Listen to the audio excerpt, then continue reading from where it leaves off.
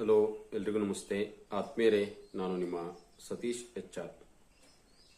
ಸ್ನೇಹಿತರೆ, ಇವತ್ತಿನ ಪುಸ್ತಕ ಪರಿಚಯ ಕಾರ್ಯಕ್ರಮದಲ್ಲಿ ಸಂತೆಬೆನ್ನೂರು ಫೈಜ್ನಾ ಟ್ರಾಜ್ ಇವರ ಹೊಸ್ತಿಲು ದಾಟಿ ಬಂದ ಬಿಕ್ಕು 25 ಕವಿತೆಗಳು ಶೀರ್ಷಿಕೆಯ ಕವನ ಸಂಕಲನವನ್ನು ತಮ್ಮೊಟ್ಟಿಗೆ ಪರಿಚಯವನ್ನು ಮಾಡಿಕೊಡೋದಕ್ಕೆ ಬಯಸ್ತೇನೆ. ಯಾರೆಲ್ಲ ಇದೇ ಮೊದಲ ಬಾರಿಗೆ ಸೃಷ್ಟಿ ಸಿಂಚನ ಯೂಟ್ಯೂಬ್ ಚಾನಲನ್ನು ವೀಕ್ಷಣೆಯನ್ನು ಮಾಡ್ತಾ ಇದ್ದೀರಾ, ಸಬ್ಸ್ಕ್ರೈಬ್ ಆಗಿ ಇದೇ ರೀತಿಯ ಸಾಕಷ್ಟು ವಿಡಿಯೋಗಳನ್ನು ವೀಕ್ಷಿಸಿ ಅಂತೇಳಿ ತಮ್ಮಲ್ಲಿ ಕೇಳ್ಕೊಳ್ತಾ, ಈ ಸಂಕಲನದ ವಿಶೇಷತೆ ಅಂದರೆ 25 ಕವಿತೆಗಳು ಈ ಸಂಕಲನದಲ್ಲಿ ಇವೆ ಅಂತಕ್ಕಂಥವು. ಸಂತೆಬೆನ್ನೂರು ಫೈಜ್ನಾ ಟ್ರಾಜ್ ಕನ್ನಡ ಸಾಹಿತ್ಯ ಲೋಕಕ್ಕೆ ಈಗಾಗಲೇ ಚಿರಪರಿಚಿತ ಆಗಿರುವಂಥವರು. ಇವರು ಮೂಲತಃ ದಾವಣಗೆರೆ ಜಿಲ್ಲೆಯ ಚನ್ನಗಿರಿ ತಾಲೂಕಿನ ಸಂತೆಬೆನ್ನೂರಿನ ಗ್ರಾಮಕ್ಕೆ ಸೇರಿದಂಥವರು. ಕನ್ನಡ MA ಮತ್ತು B.Ed ಪದವಿಯನ್ನು ಪಡೆದಿರತಕ್ಕಂಥ ಶ್ರೀಯುತರು. ಆಧುನಿಕ ವಚನ ಸಂಕಲನಗಳ ಮೂಲಕ, ಪ್ರಬಂಧ ಸಂಕಲನಗಳ ಮೂಲಕ, ಕತೆ ಹಾಗೂ ಕವಿತೆಗಳ ಸಂಕಲನದ ಮೂಲಕ ನಾಡಿನಾದ್ಯಂತ ಚಿರಪರಿಚಿತರಾಗಿರ್ತಕ್ಕಂಥ ಕವಿಗಳು ಆಗಿರ್ತಾರೆ.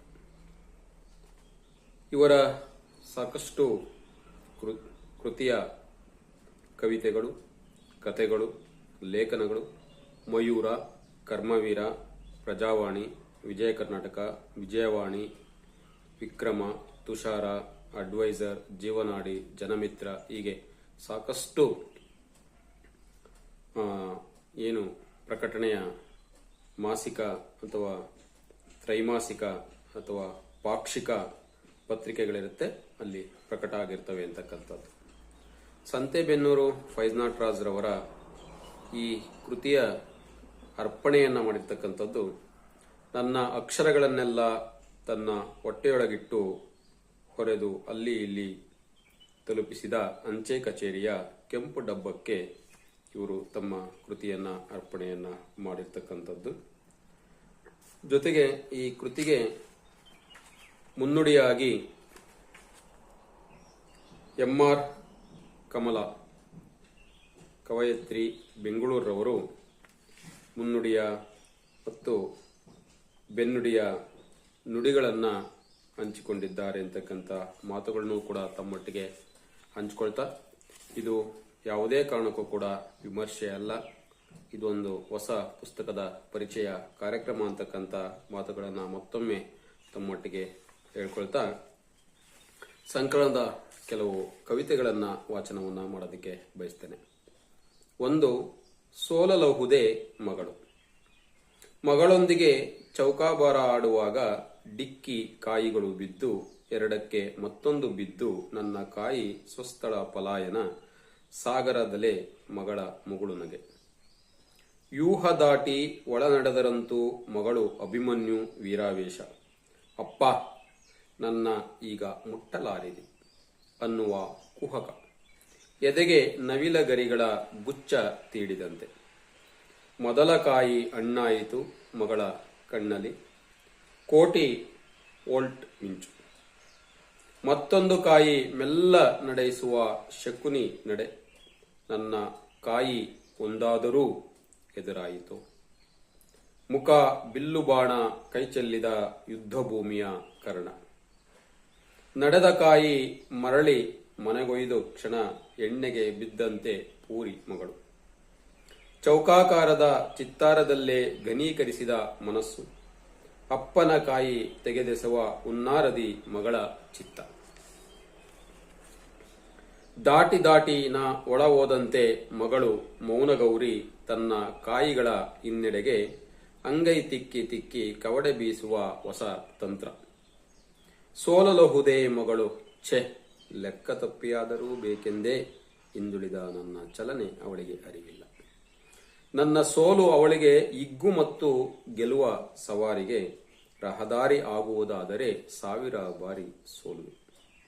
ಎಲ್ಲಾ ಕಾಯಿಗಳು ಹಣ್ಣಾಯಿತು, ಮಗಳು ಗೆದ್ದಳು, ಕೈತಟ್ಟಿ ತನ್ನ ಅಣುಕಿಸಿ ಕುಣಿಯುವ ಪರಿಗೆ ಸೋಲಲೆಂಬುದುಂಟೆ.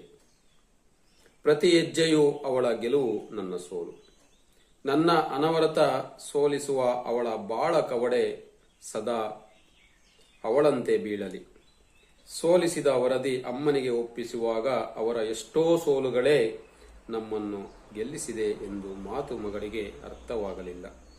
ಜೀವಿಸುವ ಕ್ಷಣದೆದುರು ಸೋಲು ಗೆಲುವು ನಗಣ್ಯ ಎಂದು ಬುದ್ಧ ಕಣ್ಣ ಮುಂದೆ. ಕವಿ ಸತ್ತ ದಿನ ಎನ್ನುವ ಕವಿತೆ. ಕವಿ ಸತ್ತ ಮನೆ ಮೊದಲು ಹೇಗಿತ್ತೋ ಹಾಗೆ ಇತ್ತು. ಅಂಗಳದ ಪಾಟಿನಲ್ಲಿ ಕೆಂಪು ಗುಲಾಬಿ ಕೂಡ. ಬಿಳಿ ರಥದಿ ಕವಿಯ ತಂದು ಇಳಿಸಿದರು. ಯಾರೋ ಪಾಪ ಬಿಳಿ ಅಂಗಿ ಹುಡುಗರು ಮೆಲ್ಲ ನಿಧಾನ ಹುಷಾರು ಅನ್ನುತ್ತಲೇ ಇದ್ದರು. ಬೀದಿಯ ವಾಕಿಂಗ್ ಮಿತ್ರರು ಸೆರಗು ಬಾಯಿಗಿಟ್ಟು ಮುಸುಮುಸು ಅಳುತ್ತಿದ್ದ ಜೀವವೇ ಕವಿಯ ಕವಿತೆ ಅಂದುಕೊಂಡು ಹಣ ಕಿತ್ತು ನಡೆದರು. ಒಂದೋ ಎರಡೋ ಹಾರಗಳು ಕವಿ ಎದೆ ಮೇಲೆ.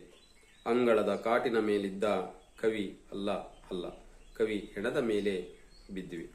ಶಾಮಿಯಾನ ಕೆಳಗೆ 10-20 ಕುರ್ಚಿಗಳು ಮೌನಗೀತೆ ಆಡುತ್ತಿವೆ. ದೀಪ ಸಣ್ಣಗೆ ಬೆಳಗುತ್ತಿದೆ. ಮಕ್ಕಳು ಕವಿಯಂತೆ ಅಲ್ಲೊಂದು ಇಲ್ಲೊಂದು ಕೆಲಸ ಮಾಡುತ್ತಾ ಅವರಿವರ ಬಾಯಲ್ಲಿ ಕತೆ ಆಗುತ್ತಿದ್ದಾರೆ. ಒಳಮನೆಯಲ್ಲಿ ಗೋಡೆ ಗಂಟಿಸಿದ ಫಲಕ, ಪ್ರಶಸ್ತಿ ಧೂಳು ಹಿಡಿದು ಗಂಧದ ಹಾರ, ಮಣಿಸರ, ಕೊರಳನಾಮ ಉಸಿರುಗಟ್ಟಿವೆ. ಎದೆಯ ಸಂಕಟ ಎಲ್ಲಿಗೂ ಯಾರಿಗೂ ದಾಟಿಸುವ ಕವಿ ಮಡದಿಯಂತೆ. ಕಾರ್ಬೋರ್ಡಿನಲ್ಲಿ ಆತ್ಮಹತ್ಯೆ ಮಾಡಿಕೊಂಡ ಕವಿಕೃತಿಗಳು, ಕವಿತೆಯ ಸಾಲುಗಳು, ಯಾರೂ ಓದದ ಅರ್ಧಂಬರ್ಧ ಪದ್ಯಗಳು ಮುಕ್ತಿಗೆ ಹಂಬಲಿಸುತ್ತಿದೆ. ಕವಿಯದೆಯ ಹೇಳದೆ ಯಾವುದೋ ಸಾಲಿನಂತೆ. ಕವಿ ಮೌನವಾದ. ಯಾರೋ ಬಂದರು, ಎಲ್ಲಾ ಸಿದ್ಧಗೊಳಿಸಿದರು. ಬೇಗ ಮುಗಿಸಿ, ದೂರ ಹೋಗುವವರಿದ್ದಾರೆ. ಅಲ್ಲಲ್ಲಿ ಗುಜುಗುಜು. ಕವಿಗಿಂತ ದೂರವೇ. ಉತ್ತರ ಯಾರಲ್ಲೂ ಇಲ್ಲ. ಕವಿಯ ಎಣವ ಎತ್ತಿದರು. ಬೇಡದ ಪುಸ್ತಕವ ಸುಮ್ಮನೆ ಹಿಡಿದು ನೋಡಿ ಮತ್ತೆ ರ್ಯಾಕಿನಲ್ಲಿಟ್ಟಂತೆ ದಾರಿಯುದ್ದಕ್ಕೂ ಮೌನ. ಒಳ್ಳೆಯ ಕವಿತೆ ಓದಿದ ನಂತರದ ಕ್ಷಣ. ಮಸಣದತ್ತ ಕವಿ ನಡೆದಾಯಿತು. ಮನೆಯೊಳಗೆ ಮತ್ತೆ ಜೀವಂತಿಕೆ. ಕವಿಯ ಆ ಆಸ್ತಿ ಸೂತಕದ ನೆಪದಿ, ಎಲ್ಲ ನೀರೊಲೆಯ ಗರ್ಭದಿ ಬೂದಿ ಬೂದಿ. ಸತ್ತ ಕವಿ ಸತ್ತಂತೆಯೇ. ಅವನ 2-4 ಸಾಲು ಸಜ್ಜನರ ನಾಲಿಗೆ ಮೇಲಿದ್ದರೆ ಕವಿ ಸತ್ತಂತೆಯೇ. ಕವಿಯೋ ಕವಿತೆಯೋ ಬದುಕಿನ ಎದುರು ಎಲ್ಲ ನಗಣ್ಯ ಅಷ್ಟೆ. ಸೊ ಹೀಗೆ ಸಂತೆಬೆನ್ನೂರು ಫೈಜ್ನಾಟ್ರಾಜ್ರವರ ಈ ಸಂಕಲನದಲ್ಲಿ ಉತ್ತಮವಾಗಿರ್ತಕ್ಕಂಥ ಸಾಕಷ್ಟು ಕವಿತೆಗಳನ್ನು ನಾವು ಆನಂದಿಸಬಹುದು. ಕವಿ ಒಂದು ವರ್ತಮಾನದ ತಲ್ಲಣಗಳಿಗೆ ಧ್ವನಿಯಾಗುತ್ತಾ ಕವಿತೆಯ ಆಪ್ತತೆಯನ್ನ, ಕವಿತೆಯ ಒಂದು ನೈಜತೆಯನ್ನ ಓದುಗರಿಗೆ ಮುಟ್ಟಿಸುವಲ್ಲಿ ಎಲ್ಲಾ ಕವಿತೆಗಳು ಕೂಡ ಸಾರ್ಥಕತೆಯನ್ನ ಪಡ್ಕೊಂಡಿದ್ದಾವೆ ಅಂತಕ್ಕಂಥ ಮಾತುಗಳನ್ನ ವ್ಯಕ್ತಪಡಿಸ್ತಾ ಕೊನೆಯ ಕವಿತೆಯೊಂದಿಗೆ ಈ ಪುಸ್ತಕ ಪರಿಚಯ ಕಾರ್ಯಕ್ರಮಕ್ಕೆ ವಿರಾಮವನ್ನ ನೀಡ್ತಾ ಇದ್ದೇನೆ. ಕವಿತೆಯ ಶೀರ್ಷಿಕೆ ನನ್ನ ಕವಿತೆ. ಅಪ್ಪ ಅಮ್ಮನ ಸಮಾಧಿ ಎದುರು ನಿಲ್ಲಲು ಒದ್ದಾಡುವಾಗ ನೆತ್ತಿ ನೇವರಿಸಿ 2 ಹನಿ ಕಣ್ಣೀರು ಚೆಲ್ಲುವ.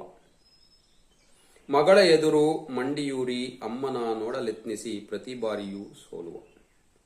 ಮಸೀದಿ ಮೀನಾರಿನ ತುತ್ತ ತುದಿಯಲ್ಲಿ ಕೂತ ಬಿಳಿ ಪಾರಿವಾಳದ ಗುಟುರು ದನಿಯಲ್ಲಿ ನಾವೆಲ್ಲರೂ ಒಂದೆನ್ನುವ.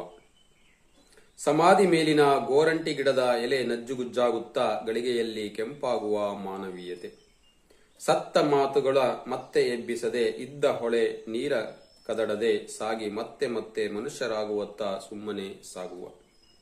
ಎಂದೋ ಆಡಿದ ಮಾತುಗಳ ಮತಿಸಿ ಮನ ಮೂಕಾಗುವ ಹಾದಿಗಿಂತ ನವಿರು ದಳದ ಸಲೀಸು ಗಮದ ಪಯಡದಂತೆ ನಡೆವ ನನ್ನ ಕವಿತೆ ಅಷ್ಟೆ.